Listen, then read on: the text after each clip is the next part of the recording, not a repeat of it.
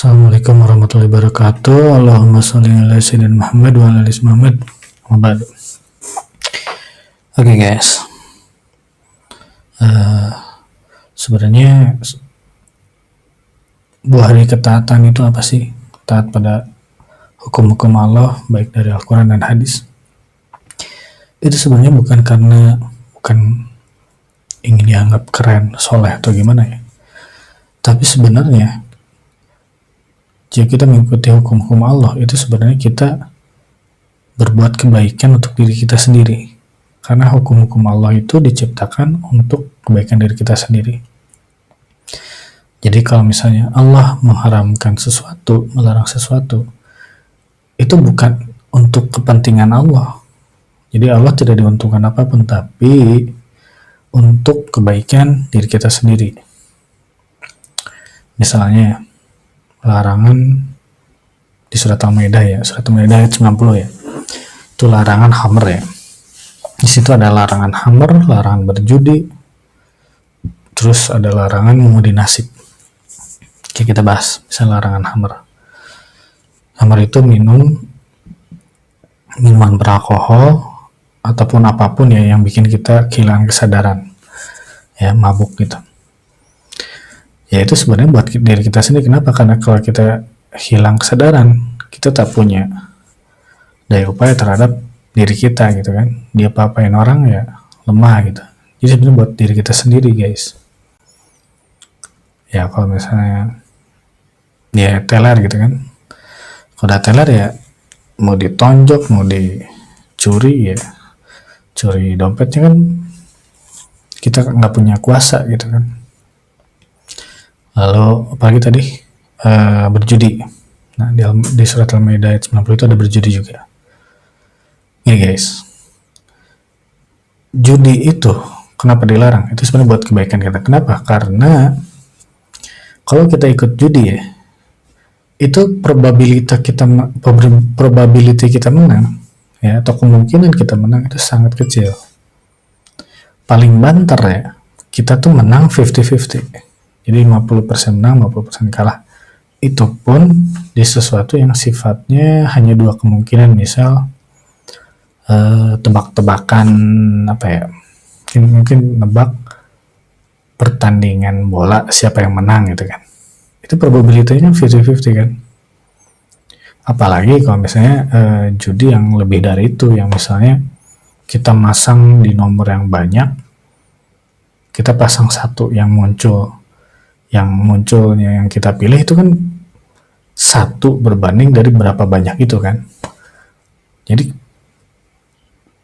kebanyakan pasti akan kalah dan itu rugi. Jadi Allah itu pada ujungnya ya, ketika melarang sesuatu itu untuk kebaikan diri kita sendiri guys. Oke. Lalu apa lagi ya? Oh, dilarang mengundi nasib ya. Di surat Al-Maidah ayat 90 kita dilarang untuk mengundi nasib. Karena gini guys, mengundi nasib itu mungkin kalau sekarang tuh lebih ke percayakan zodiak seperti itu. Ya kita jangan percaya. Kenapa? Karena gini nih logikanya ya, orang itu banyak sekali, jutaan, miliaran bahkan. Lalu kita percaya hanya dikotak-kotakan berdasarkan tanggal lahir.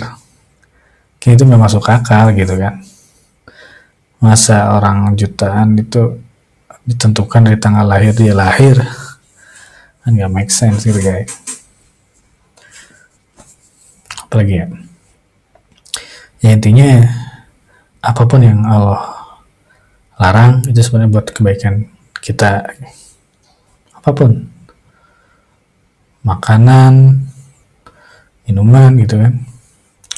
Makanan yang dilarang apa ya?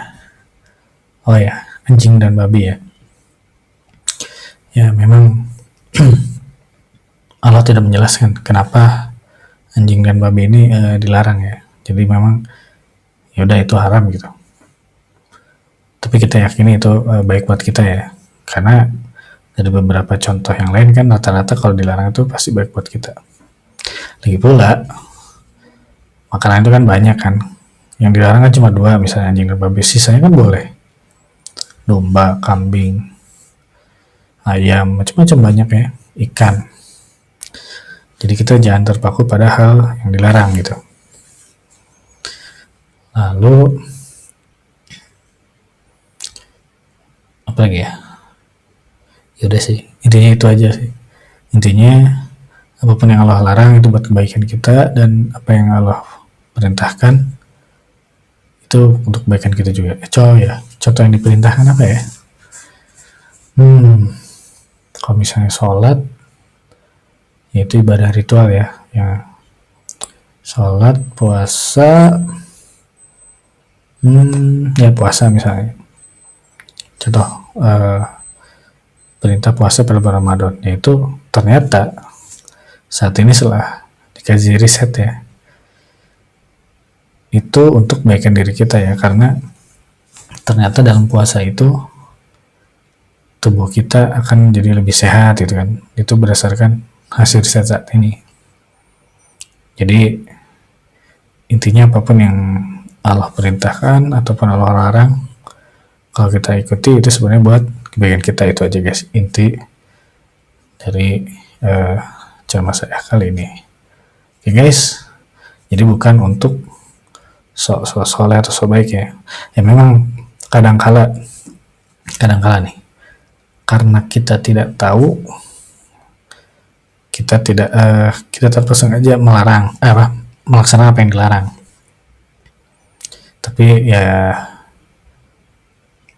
sebisa mungkin ya kita berusaha untuk tahu ya, karena kalau kita tahu kita bisa melihat mana yang baik dan mana yang buruk ya. Dan sejatinya apa yang buruk itu kalau kita lakuin ya pasti ada efek negatif ke kita gitu.